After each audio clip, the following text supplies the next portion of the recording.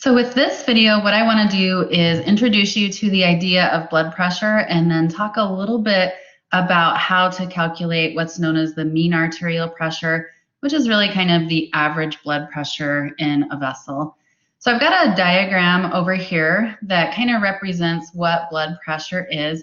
Basically, blood pressure is the force that is applied to blood vessel walls by the blood that's contained within it. So if you look at this little vessel here, we've got a portion of the wall removed so that we can see inside. And we've got some blood, which is cells and fluid contained within this blood vessel. And that fluid, the blood in the cells, is putting a pressure. It's applying a stretch, basically, or a force to the blood pressure or to the blood vessel wall. And when we're measuring blood pressure, that force, that stretch, that pressure that's put on the blood vessel wall is what we're actually measuring. So I know a lot of students come into this class with some background in medicine, but I want to make sure that we're all kind of on the same page with what blood pressure is. And so I want to talk a little bit more just from kind of a background baseline information as far as blood pressure is concerned. So you may have heard it said that an average healthy blood pressure for the systemic circuit is 120/80 or less as measured in the brachial artery. So there's a couple of things there that I want to talk about. So first of all, anytime we've got a blood pressure in a vessel, we actually get two numbers. The first number is the higher number, so this 120 is our first number, and that's always going to be your systolic pressure. So the systolic pressure is the higher number because it's the higher pressure. The systolic pressure occurs in a blood vessel when the heart is contracting and it's actively pushing blood into the vessels. And of course, if the heart is contracting with a lot of force and it's actively pushing blood into the vessels, we're going to expect the pressure in those vessels to be higher than what we would see when the heart is relaxing and blood isn't actively being pushed into the vessel. The second number, the lower number, so in this case it's 80, is what's known as the diastolic pressure. And the diastolic pressure is the pressure being placed on the vessels when the heart is relaxed or when the heart is in diastole.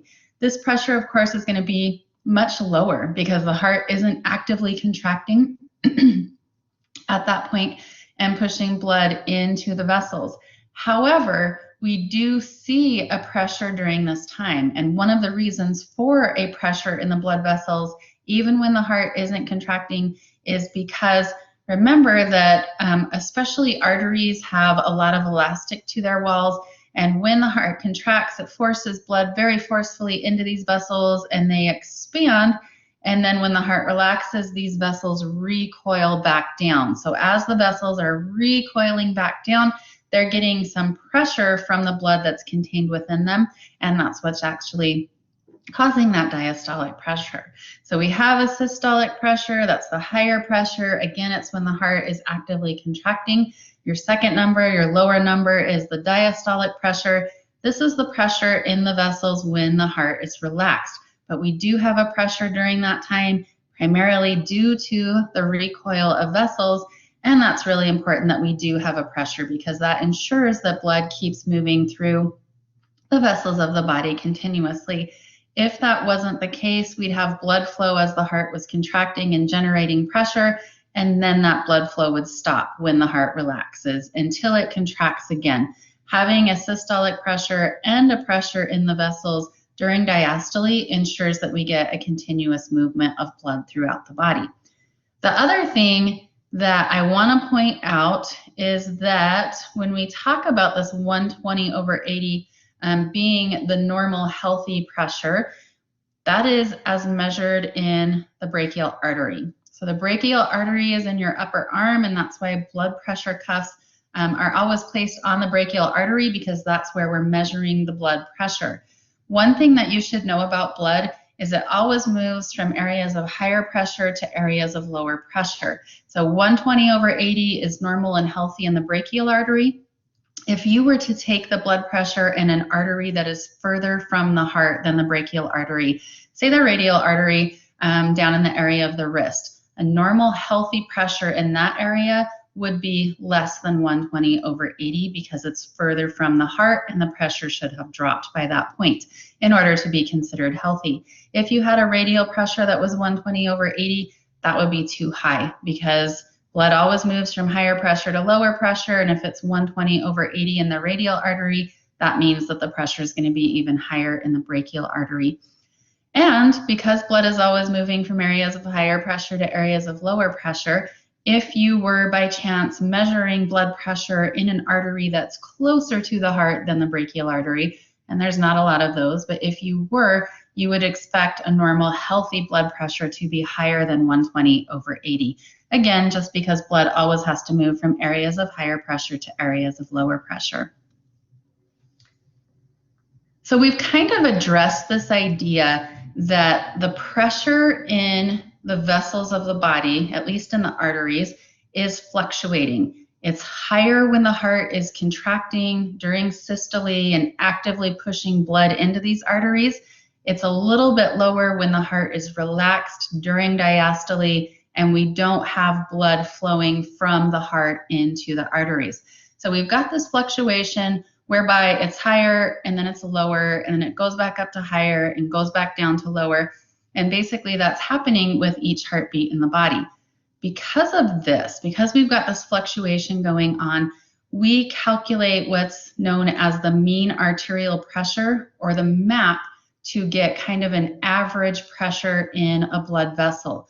One of the reasons for this is if we're able to calculate the MAP, or the average blood pressure, that's going to allow us to know how much pressure is in the vessel driving blood to the tissues of the body.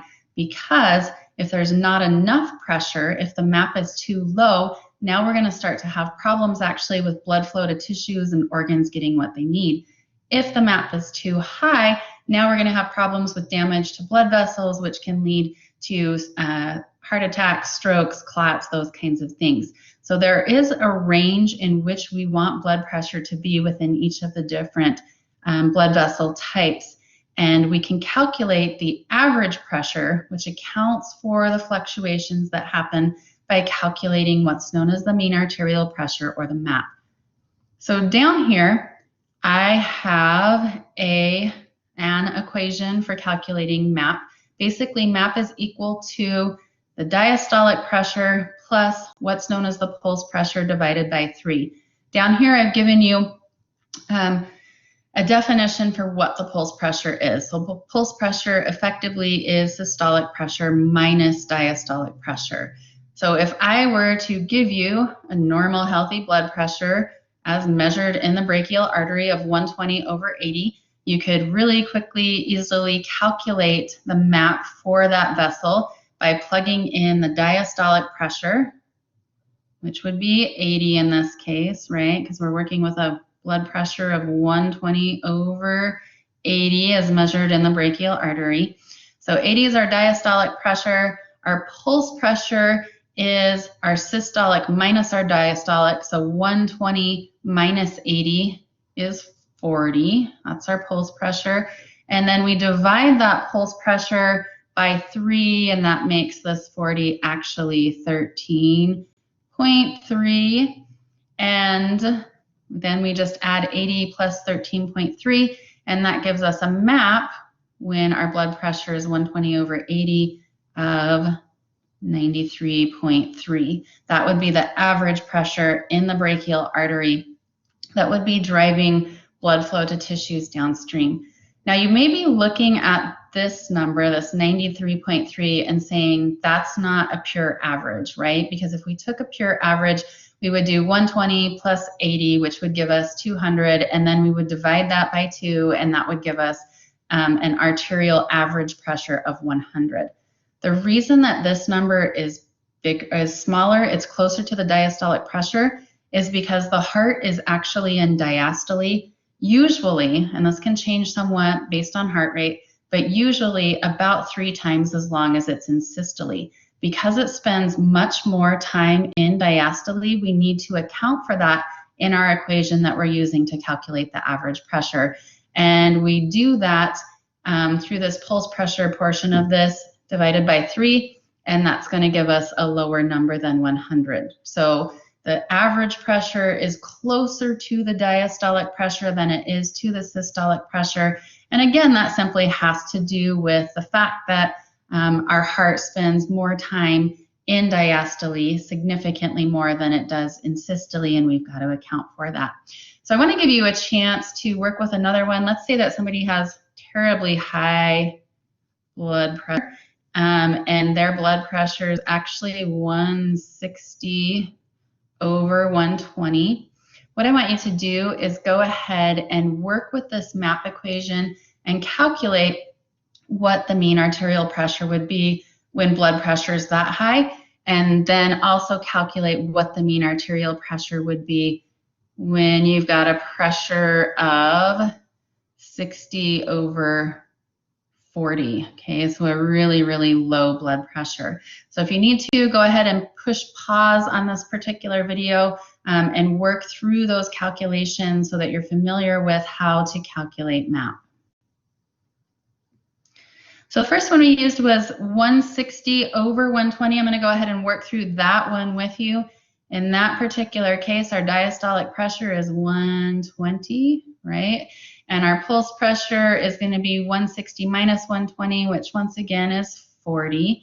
And when we divide 40 by 3, that's giving us that 13.3 number again.